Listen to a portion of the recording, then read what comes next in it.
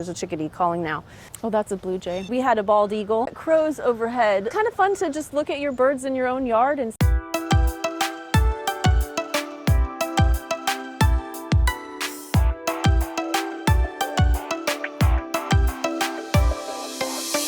Hi, I'm Brenda, and welcome to actTWO Stories, where we hope to inform and inspire you, especially if you're 50 plus. Don't forget to subscribe to this YouTube channel, lower right, red button. That was Jill Palusas. Jill is kind of an expert on birds in eastern North Carolina. She's got 2 bird stores, one in Wilmington and one in Southport.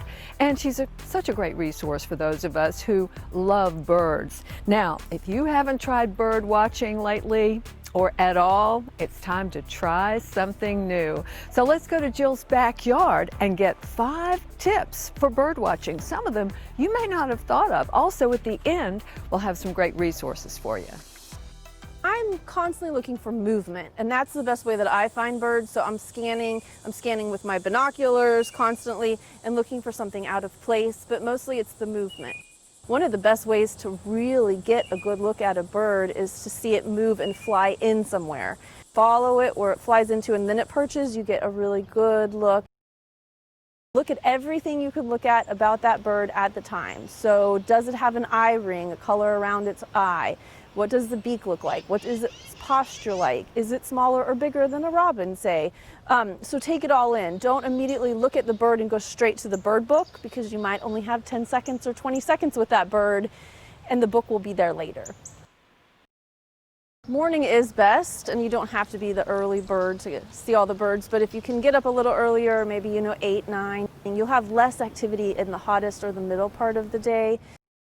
White is a color that species recognize as like a threat, like a white-tailed deer flashes its tail during the time that it's trying to get away from something. Spacing is really important when it comes to feeders. Like, you want to space certain feeders away from others, which is going to help your chances of seeing things. I would definitely space hummingbird feeders away from your seed feeders by about 20 feet or more. I would space out your bird houses by about 20 feet or more from seed feeders. Sometimes folks like to cluster everything all together, and that can be a little bit more difficult for some of the territorial birds. This little feeder is one of my favorites.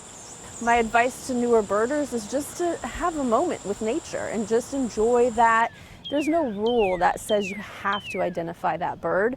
There's no reason that you have to be able to talk the talk of somebody who's been doing it for 30 years.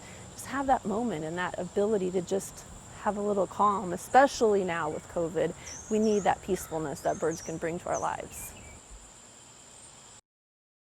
The thing about it is, you don't have to spend any money to bird watch, but if you want to get a little deeper into it, here are Jill's suggestions on some things to make it a little more interesting. If you're going to buy seed, get shell-free bird seed. If you want to buy a birdhouse, a bluebird house is the most versatile. Oh, somebody good just flew in over here. As for binoculars, while most birders prefer 8x42s, which is 8 magnification and 42 diameter of the lens on the end, she says you really need to try them out. There's a chickadee. Birding is a different type of activity than, say, hunting or going to a concert, so you want to really have a pair that's set for that. I would go to a bird specialty store and talk to them. If you want a field guide to help you identify the birds you see, 2 suggestions. The first one she just loves, the Sibley Field Guide to Birds of Eastern America, or Sibley Birds East. But if you're a beginner and you want something really basic and you're from the Carolinas, Jill suggests Birds of the Carolinas Field Guide. It calms you down. It can be done just about anywhere, and anyone can do it. No wonder more and more people are bird watching these days. So try something new. Get out and watch those birds. Thanks so much for joining us. We'll see you next time.